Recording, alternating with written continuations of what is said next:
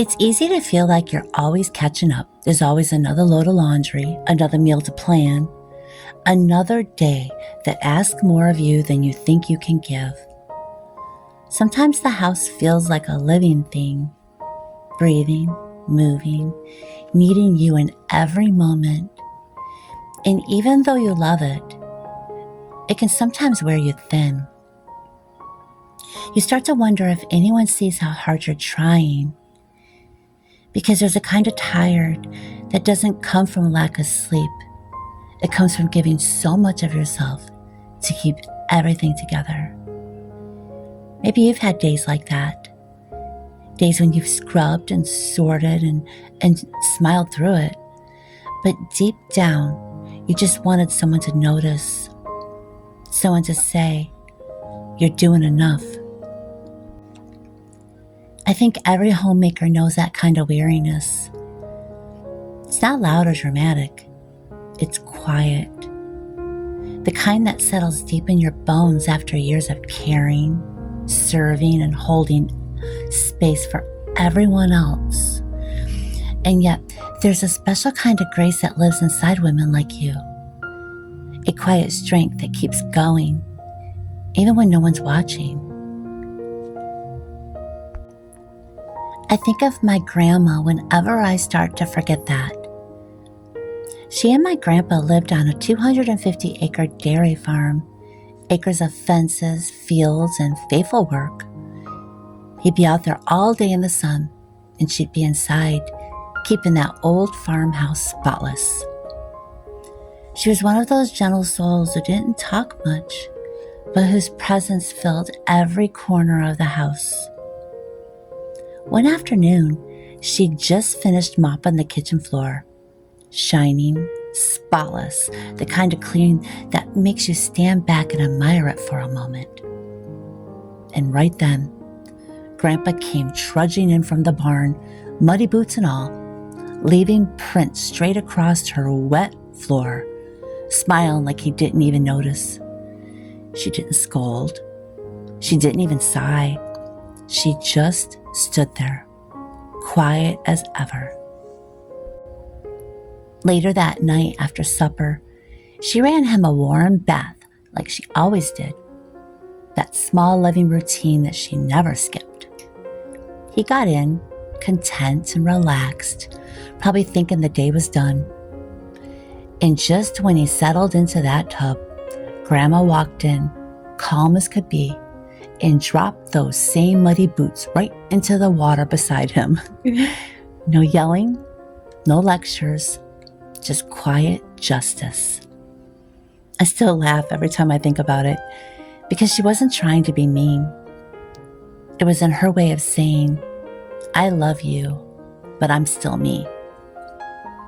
Maybe that's what homemaking really is. Loving deeply, working quietly, and still keeping a sense of humor when life, or the people in it, mess up your clean floor. Every homemaker has a little of my grandma in her, that blend of patience and persistence, tenderness and grit. It's the part of you that sighs, but still keeps showing up. The part that finds beauty and order and peace and purpose. The part that laughs instead of shouting, forgives instead of fuming, and somehow turns the mud into a story worth telling. When I think about her now, I realize something simple but profound. You can pour your heart into a home, and it still won't always go the way you hope. But that doesn't make the work any less holy. The floors, they're going to get muddy again, and the laundry is still going to pile up. And that to-do list, it will never end. But what you're building is not perfection, it's peace. It's the feeling someone gets when they walk through the door and just exhales.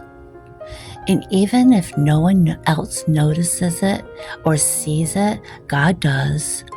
He sees the way you show up in the smallest moments, how you keep your home soft when life feels hard, how you keep serving in love when no one's there clapping for you. He sees you right where you are, broom in your hand, heart full and tired all at once.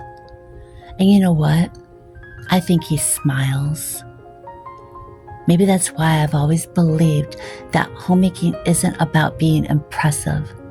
It's about being faithful. It's the art of tending what's right in front of you and trusting that small things done with love still matter in the kingdom of God. You don't have to do it all. You just have to keep doing what you can, gently, slowly, and with gratitude. I know what it feels like to forget that. There were seasons in my life when I couldn't see beauty anywhere, when I'd look around my home and only see what was missing, what was broken. And in those moments, I'd think back to my grandmother, how she didn't need her home to be perfect to find peace in it. She found joy in the rhythm of care itself, in the quietness of daily work. It took me years to understand that peace isn't something that arrives after you've cleaned up all the messes. It's something that begins right in the middle of them. That's the heartbeat of homemaking, finding peace in motion, in progress, in imperfection. It's knowing that even when the world outside feels chaotic, you can still choose calm inside your own four walls. You can light a candle. You can wash a dish. You can whisper a small prayer of gratitude while you fold the same towels you folded 100 times. And then slowly you realize that's enough. You're enough. There's something sacred about ordinary days, something divine hidden in the repetition. You wake up, make the bed, feed the cats, start the coffee. It might feel small, but these are the rituals that keep your heart anchored. And on the days you feel like you've lost your rhythm, that's okay too. Even grace has its own kind of mess. There's this line I always come back to. Peace doesn't come from getting it all right. It comes from giving it all back to God. Because when you finally stop trying to earn peace, you realize it's been here all along, waiting quietly in the corners of your life, just asking to be noticed. And that's what I want you to know right here, in this moment. You are not behind, and you're not failing. You're growing roots in places no one else can see. There are some seasons in a woman's life where she gives so much of herself that there's nothing left to give back. She smiles through dinners, keeps the house steady, and whispers prayers in the dark that no one ever hears. If that's you right now, and if you've been trying so hard to hold it all together, this is for you. Because I know that kind of exhaustion, the kind that isn't just in your body, it's in your soul. The kind that comes from showing up every single day for everyone else, while quietly wondering if anyone would notice if you stopped. You move through your home like a shadow sometimes, folding, cleaning, cooking, repeat. But underneath it all, you're asking, does any of this even matter? And I want to tell you, yes, it does. Because I also want to be honest. There were times in my life when I didn't believe that either. Years ago, I lost almost everything. My home, my security, pieces of myself I didn't know how to get back. I'd wake up and stare at the same four walls, and the silence, it felt like judgment. I couldn't pray much back then. My faith was quiet, not because I didn't believe, but because I was just too tired to speak. So I did what I could. kept my hands moving. I washed dishes when I wanted to cry. I swept the floor because it was something that I could control. And somehow, in those small, repetitive acts, I started to heal. That's the thing that no one tells you. Sometimes faith doesn't look like worship songs or big breakthroughs. Sometimes it looks like wiping down the same counter and whispering, "God, please just help me make it through the day." I haven't had an easy life. There were years when I lost almost everything, not just things, but people too. Relationships that broke beyond repair, nights spent in shelters, months when the only roof I had was the one over my car. I've walked through hospitals I never thought I'd leave, both for my body and my mind. And for a long time, I carried the ache of silence from people that I loved most. I know what it feels like to sit in the middle of a life you don't recognize and to be surrounded by pieces and not know how to put them back together. But even there, in the lowest places, God never left, not one time. And when I thought I had nothing left to give, He gave me strength I didn't know existed. He met me in motel rooms, hospital beds. He met me in the middle of panic and heartbreak. And somehow, He led me home, not to a place, but to peace. That's where homemaking, it became something sacred for me. It wasn't just about dishes or decor. It was about survival, about creating a small corner of calm in a world that had been anything but kind. I learned that peace isn't something you find once you have it all together. It's something you build, piece by piece, with tired hands and a faithful heart. That's why I say peace isn't found in perfection. It's found in presence. And if you're listening to this right now and your home feels like chaos, your body feels worn out, your heart feels bruised, you are not failing. You are only human.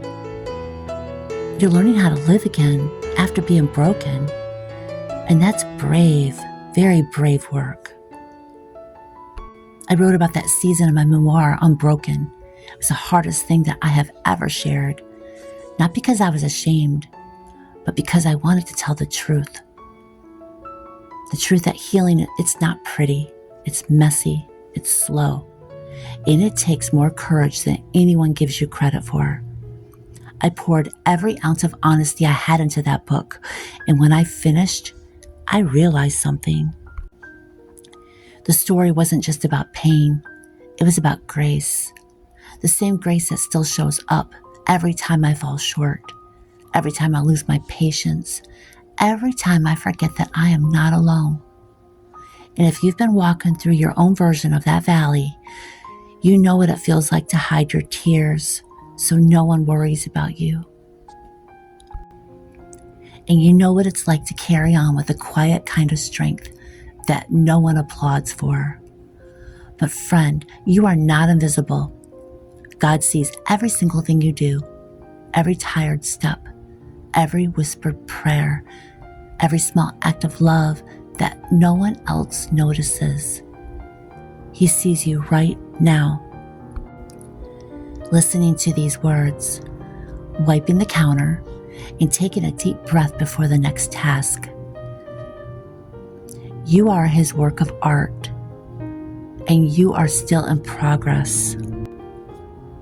Homemaking has a way of becoming a reflection of the soul. When my life was cluttered with pain, so was my home. When I started letting go, not just of things, but of guilt, of fear, of shame, I found space again, both inside my house and inside my heart. That's why I started writing what I call my overwhelmed homemaker reset guide. Not because I had it all figured out, but because I needed a place to start again, a way to breathe, a way to find beauty in small things when everything else felt too big. I still go back to those same 5 steps sometimes. They're simple, but they work because they remind me that peace isn't found in control. It's found in surrender. And maybe that's where you are too, learning how to surrender, learning how to stop chasing perfection and start choosing peace. Some days it might look like sitting in the middle of a messy living room and thanking God for a home that holds life, not order. Other days, it's just breathing deeply, lighting a candle, and saying, I'm still here. You don't have to love every part of this season. You just have to keep living it. Because even when life doesn't look the way you thought it would, it can still be so beautiful. And you, my friend, you can still be at peace. Sometimes the best thing that you'll ever do is just keep showing up for an ordinary day. And to make the bed, light the candle, and choose peace right where you are. You don't need applause for that. You don't need perfection for that. You just need a willing heart and a little faith that it matters, because it does. Every dish washed, every prayer whispered, every act of care that no one sees, God sees it all. So tonight, as you turn off the lights and breathe deep, remember this. You are building something special, not just a home, but a haven, a place where love lingers and peace finds its way back again and again. Thank you so much for spending this quiet moment with me. If these words met you where you are, I hope you'll stay with me for a while and subscribe if you haven't yet. I make content like this every single week. There's always room for you here. And I'll see you next time.